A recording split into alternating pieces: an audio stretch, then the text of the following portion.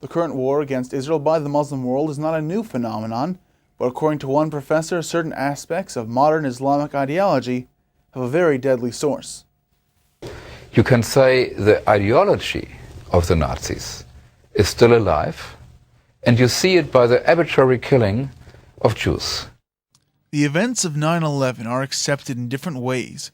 Together with the shock, some understood this event as an anti-imperialist act in which the United States is standing on one hand, and against them there is an understandable, even if wrong, group of weak people. In this interpretation, radical Islam was viewed as a result of poverty and hopelessness.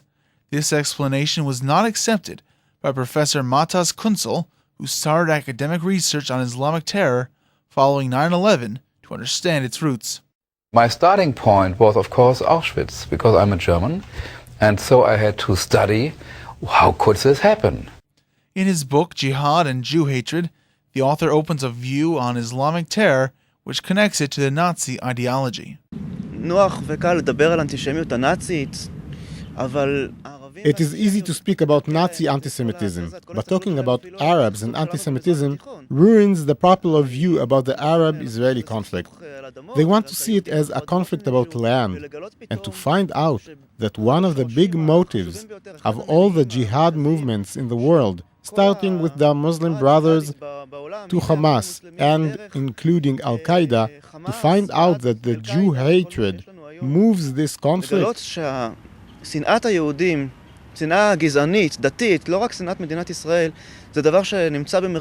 The thesis of this book is that 9/11 did not grow in a vacuum.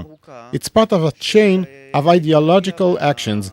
Muslim ideology, the fundamental Islamic ideology, of which Al-Qaeda is one part, though not the only one.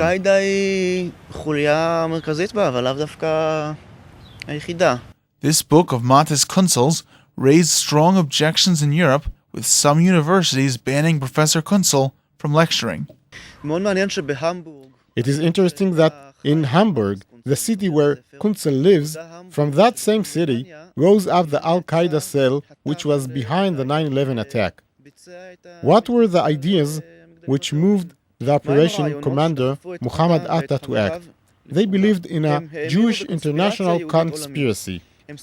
World War II was organized by Jews in order to establish the State of Israel. The governor of the World Bank is a Jew. Jews organized the financial crisis in South Asia. Monica Lewinsky was sent by Jews to show Clinton was a fool. In their meeting, they spoke a lot about New York. In New York, they saw the center of Jewish life. There are testimonies that they chose the Twin Towers because they knew many Jews worked and lived there, and they saw New York as a Jewish city. There is even a testimony they initially thought to attack Brooklyn because there are many Jews there. The researcher Matas Kunzel presents not only academic research, but also a moral challenge. Whoever wants to stop the threat of radical Islam, that's someone who refuses to fight anti-Semitism, doesn't have a chance to defeat the resurgent Islam.